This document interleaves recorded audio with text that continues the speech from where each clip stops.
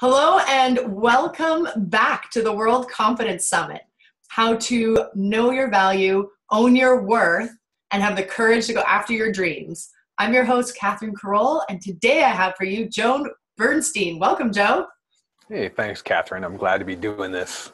I am so excited that you're here. You guys, Joe works with highly motivated business owners, VPs, directors, and just regular dudes to create anything from deeper communication to healthier lifestyles and massive increases in income.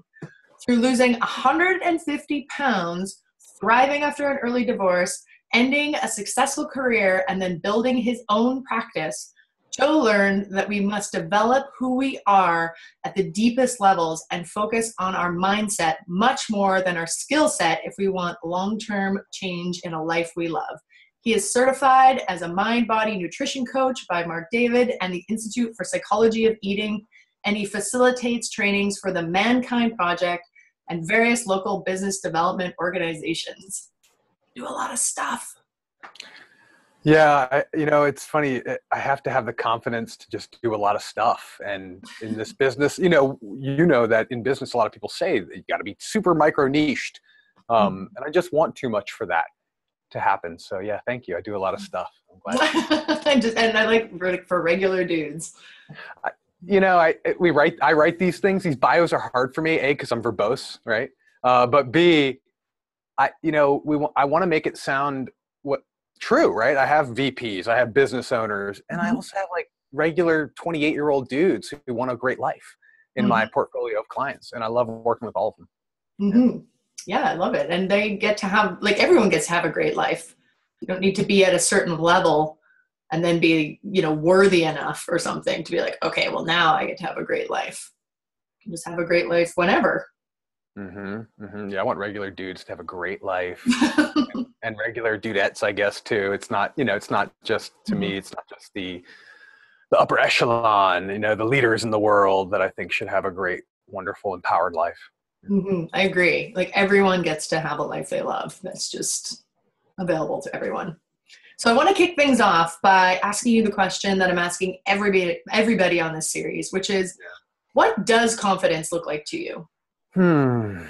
I spent some time thinking about this because you prepared me about the question, and I came up with a lot of ideas, and I have a definition, but then I want to really answer the question, which is, what does it look like? And I'm going to read the definition, but I'm not going to read the other 4 pages of stuff that came around.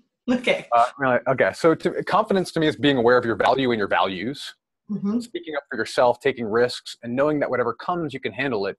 Not only can you handle it, but you'll grow and get stronger whether you experience triumph or setbacks. So to me, that's like a definition. I can handle anything. I know what I'm worth. I'm going to go after what I want, as you've kind of already eloquently put. To me, what does it look like?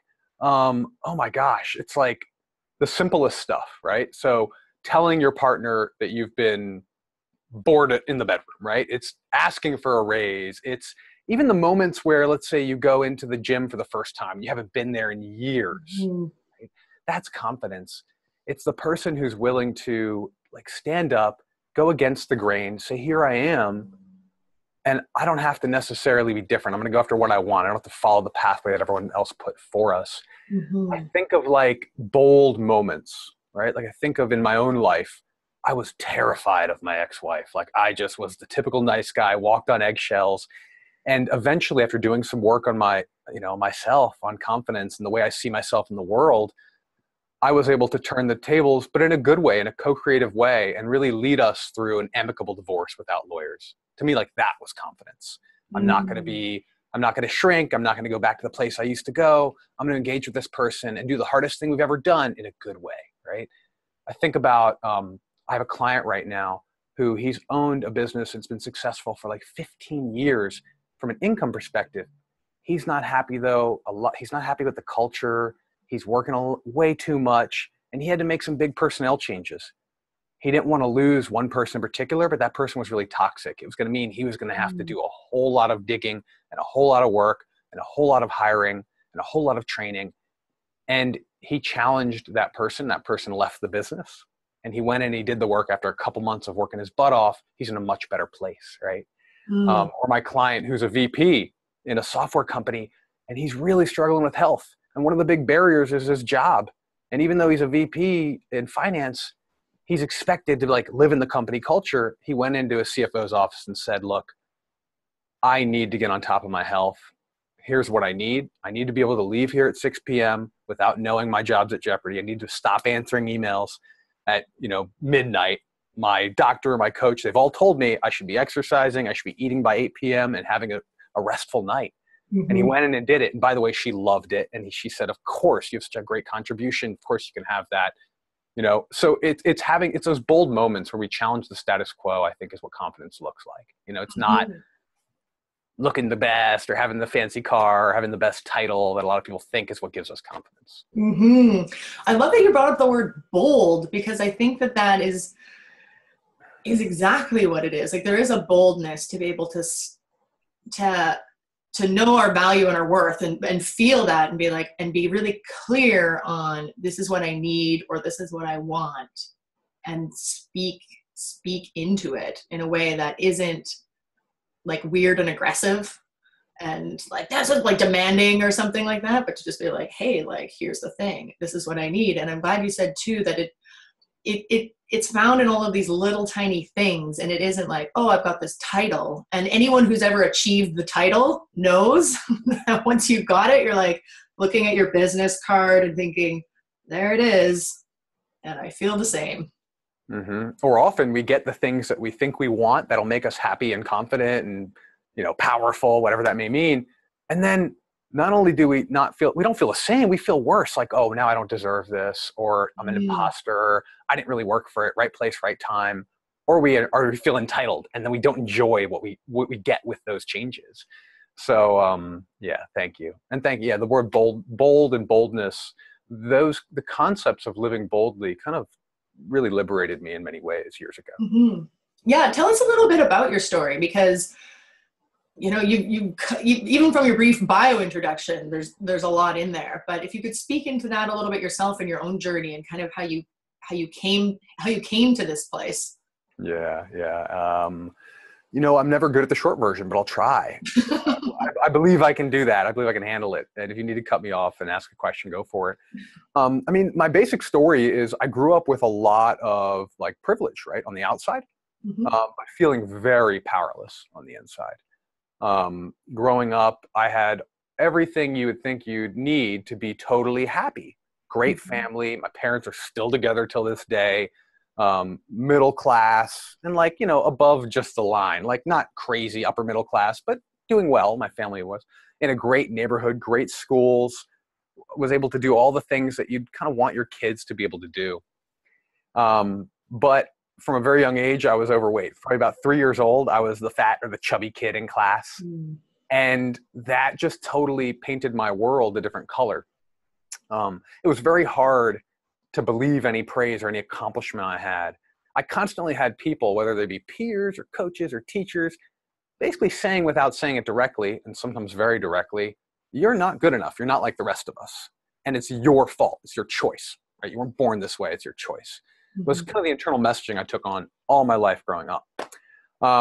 So I really felt very limited. I'm also a different learner, right? There's lots of intelligences. The intelligences that are typically equated to IQ, not my thing, never were my thing. I was never able to do well in school per se. So a lot of the things that you say, you're supposed to look this way, you're supposed to be this athletic as a young boy, you're supposed to have this, type of ability to be an academic success. I didn't have those things. So I was very unconfident, and by high school, I was well over 300 pounds. Several times I would be up and down. I played sports, so I'd lose the weight and I gained it, etc. And I really limited my belief in what I could have happen in my professional world. I remember thinking like, I'll never really make much money. I'll never be that successful professionally. And I really deeply thought that I could never be happy with women. I'm cisgendered, heterosexual, but and back in the day, I never thought like, oh, I could never be happy with women. Like I won't ever get much and I'll take what I can get. So I lived my life that way. By 25, I had dropped out of college. I was in a retail job that I really loved, but kind of knew, even though I was in denial, it wasn't a long-term career. And I was 340 pounds. And I hadn't dated since I was 19. So that was my before, and I've made a bunch of changes. The stories of how I've changed are long. We'd need a whole like hour-long podcast interview or something. But basically, I found a way to get healthier, not through diet and exercise per se, but through living just a more natural life. Growing up, learning what I valued, like travel and nature. Learning that I really enjoyed quality food, and that helped me cut out low-quality food.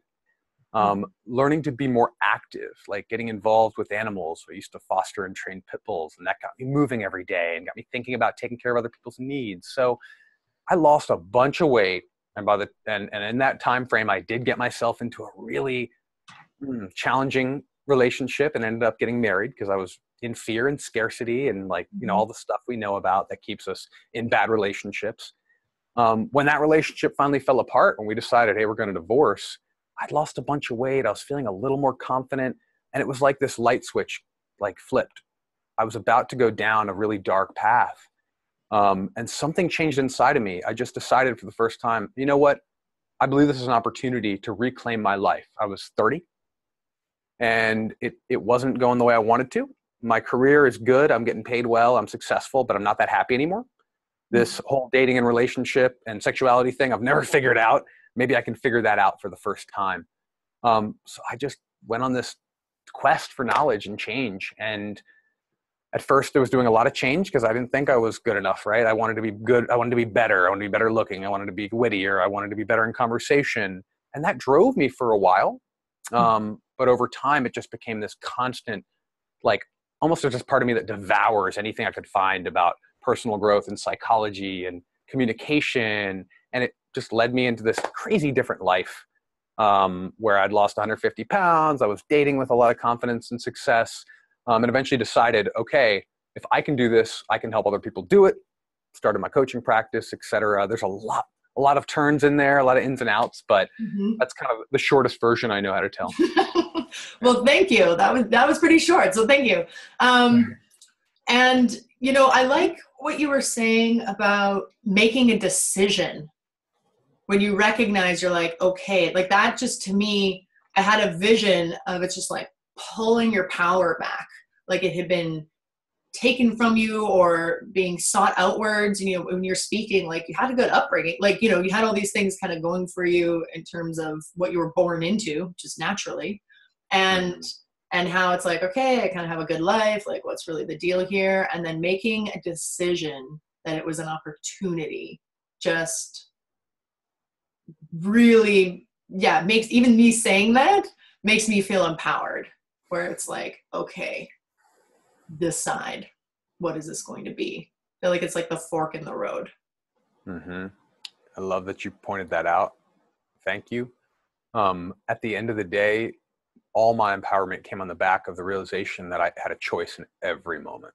And when I'm slipping, because I've done this work for 5-6 years now, just constantly. And even before that, I did a lot of work on mindset because I was a retail and sales manager. So I had to help people change their mindset about things very quickly.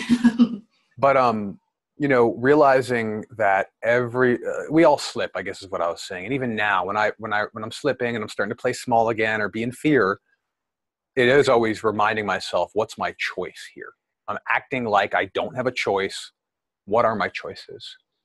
So that to me was a huge epiphany, and I try and recall it as much as possible. And I do everything I can to highlight those moments for my clients too, where it's there's a choice here. You don't see it right now, but there is a choice. Or you see the choice between A and B. There's C, and let's look at D, E, and F as well, because we're not looking there, right? So to me, choice just expands our lives and expands possibility. I was just thinking the word possibilities, where it's okay, so, and often I think we go into things and we're sort of the blinders on, we can only see one. And then to expand that view and be what else is possible? What else is possible? What else is possible? What else is possible? And then, we can gradually or sometimes rapidly move into this place of expansion and being oh, okay, wait a minute. There's actually endless possibilities here. And I get to choose. So I really, really like that. And I like what you said about mindset. And that's something that maybe isn't that new, but might be new to some people, where they were just like, well, just tell me the things I need to do. Like, what do I say? How do I be? And what do I need to do to have that relationship or lose that weight or make more money in my job? And so if you could speak into like, what is mindset for people that maybe don't know, or what does that mean? What does that look like? Right. Thank you. Sure. I talk a lot about mindset and skill set. I believe that we have a culture that relies way too heavily on skill set. Our belief is that knowledge and technical skills is what's going to separate us and what's going to take us to the next level. And it's what we need to know. We are in the information age. I can't remember exactly who said it, but someone said, look, if information was what we needed, then we'd all be billionaires with six-pack abs. Right? Like it's abundant. I can look up right now how to do anything. Literally, I can look up how to do anything. For a few $100, I can go buy a textbook that technically teaches me how to do brain surgery. That doesn't mean in any way, shape, or form that I'm prepared emotionally and mentally to go do that work. So to me, mindset is more, it's a matter of like understanding your experience, understanding your value. It's the lens with which you're looking at a situation, right? So it's also deeply rooted in beliefs as well. So I can have all the skills in the world, but if I believe I can do it, I'm more likely to be able to do it. If I don't, everything is going to take over. My physiology is going to take over. Whatever you want to call it, the universe, karma is going to take over and make it harder for me to make that happen. So I think a lot about like, I tell people ask me like, how'd you lose all the weight? And more recently, my response is, I'm not going to tell you.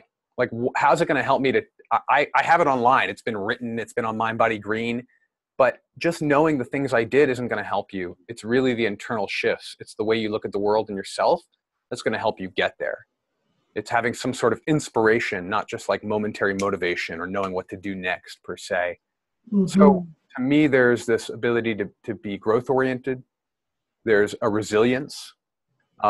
There's the constant connection to learning and experimenting. Those are the mindsets that help us grow over the skill sets that just teach us like the things we need to know.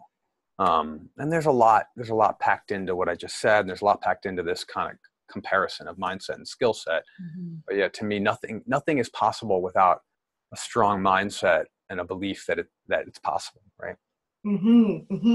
And yeah, I really like the mindset skill set comparison, because it's just so incredibly true. And you talked about your weight loss, and people are like, how? And really, when it comes to weight loss, like the skill set is like diet and exercise. Like everybody just sort of knows that that's part of it. But obviously there's this whole other piece, because if it were that simple, then we wouldn't be in this like weight epidemic that we're all in. Like everybody knows that's the answer, but there's something else. And as you were saying, it's that underlying, value and belief. And it seems like consistency and like recommitment that go along with it.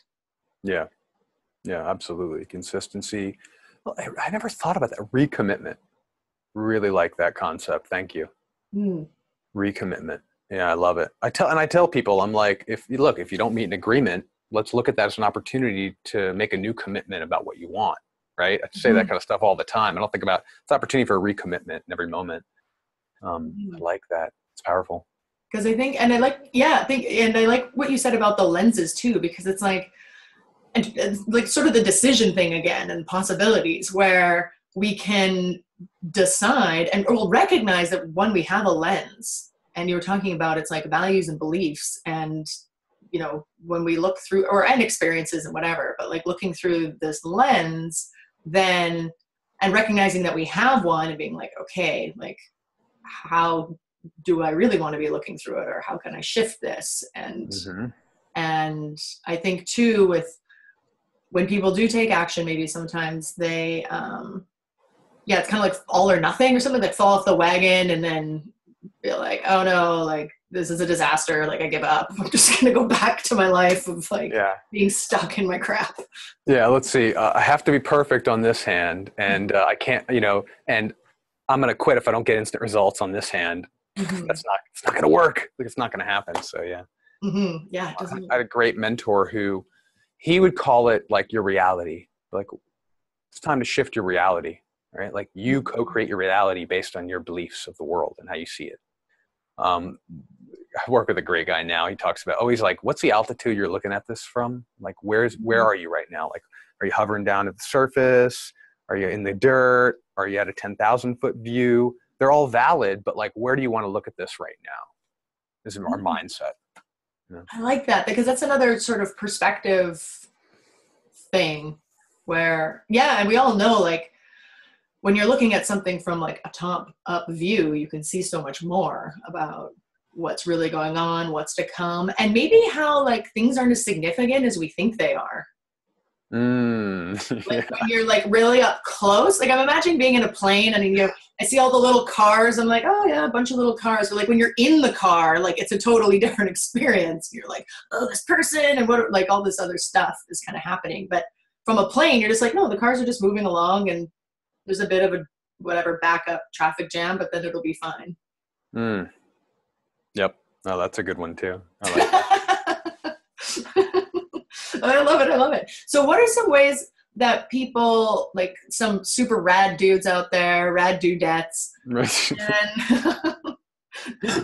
dudes and dudettes, they can kind of start this shift for themselves? Because we've talked about a lot of things here, and some people might, maybe that are already in the work, are like, okay, great. But maybe if they're just starting out, they're like, whoa, this can be a lot of information. What do you help people with, like a first good step? I really, it depends a lot on what they're working on, right? So where do we really want to start? No matter what, believe that we can start with taking a deep look at our values. Mm-hmm. So I hear a lot of people like, oh yeah, of course, yeah, coach. I've had a coach before. They told me to write my values list. I'm like, cool. So writing a values list is one thing, knowing what they are, but taking a real deep look at them, taking a look at how we're living them and how we're not living them in our life, challenging ourselves to kind of step into them. I think that builds a lot of confidence. That builds a lot of confidence. So I start doing deep values work with people. I do believe as well that we have to tend to our bodies, right? So like I have a little bit of lean towards mind body stuff, right? Like not super totally dominated by that. But I do believe that if someone is feeling a lack of confidence, or they're feeling any kind of like low level depression, or they're feeling any anxiety, which to me, lack of confidence is just, I am very conscious of my anxiety. I'm very conscious of my fears, like what lack of confidence is, right? I like that. I believe we have to take care of the body. If we're not moving the body, even if it's just like a 20, 30-minute walk most days, and if we're pumping it with sugar and caffeine, we are turning our nervous system into a fear-based machine, which will make it really hard to be confident in any way. So I definitely think we have to look at our bodies a little bit and how we treat it, and not from the lens of how do I make it look better, because that's not the objective. How do I make it feel better? How do I allow myself to be more present through some minor self-care? And then honestly, literally doing brain training. So like whether it be visualizations or mantras or affirmation work, I like to say a lot of the time we are pattern-seeking primates with a strong negativity bias and an even stronger confirmation bias. Right? I love that. Of course, right? Like, awesome. So what that means to me is we have been given negative messages throughout our life. We take them on. They're the ones that store deeply in our amygdala, right? Because we're rewarded biologically, psychologically to remember the things that hurt. Mm-hmm. So every way possible, we have these negative thought patterns coming into our minds at all times. Even the most confident, happy people with like a high set point for lack of neuroses, right? We're going to have these thoughts. So I do think that if we're hearing from the outside world all the time, because all of our media and we won't go into that stuff, but everything's telling us to be afraid, and everything's telling us what we can't do unless we buy this product or that product, right? If we're not consciously kind of reworking those thoughts with some sort of mindset training, with some sort of verbal language replacement, if you will, we're going to have a hard time. So when there's things I want to believe about myself personally, and I like prescribe this to clients all the time, I believe writing it, saying it out loud, telling ourselves, putting in our reps, right? So if I want stronger biceps, I can't go to the gym, once do one bicep curl and expect to have stronger biceps. We have to make it a practice. I have to go to the gym and do my bicep curls a couple times a week. I believe the same is true with stretching our mental muscles. So having some sort of practice around creating the mindset that you want, usually through some sort of relanguaging, is really important. I love that. And I love that it's this idea of brain training and like a muscle, because it isn't just one, that whole perfection thing again, where it's like, oh, well, now I'm done. But recognizing that, because it also brings in a level of like self-compassion. So it's like, okay, like I'm going to practice, because as you said, we're wired for pretty much the opposite. So it makes sense that it's, work and isn't super easy all the time. And so much of our brain activity is just going on without us even realizing it. So there's like a lack of conscious awareness. So to bring it, okay, and this, and then how, another thing I love that you said was around the fear part. Like when fear is there, like confidence isn't. Like they can't like coexist at the same time. And I had this idea that if we can at least like reduce or remove the fear or stress response or anxiety, and I love that you brought in the food part of it, because it's totally true, then it's almost like that's reduced. So then confidence can like kind of come in more. Yeah. Yeah. And I do believe that, well, we're human beings, so there's always going to be some level of fear, right? Like you talk about courage, and to me, courage is moving forward in the face of fear. Not being fearless, but being courageous. So it's always going to be there, but what are we doing to kind of like quiet it? And like keep it quieter, right? And if it's quieter, then maybe I'll take that step forward and recognize I'm safe and okay when there's a big risk in front of me. Yeah, it's just not like the balance is tilted in your favor of success in taking action or whatever it is. So it's like paralyzed and stuck and like frozen. Oh yeah, we are wired to survive. Not really much more. And hence why it takes work, which is why it's so great to get support around these sorts of things, as you know, as I know, as we help people with, because especially because there's so much unconscious activity happening that it's like you don't know what you don't know, you can't see what you can't see, and it is just more difficult that way. Yeah, absolutely.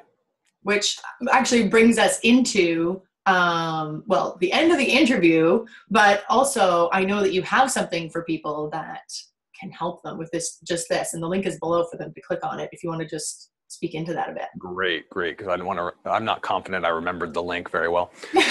So I'm glad you have it down there. So basically, I've kind of given a workbook version of one of the fundamental, like foundational practices I do with clients around values. So you can go to a website, there's a special page set up just for this.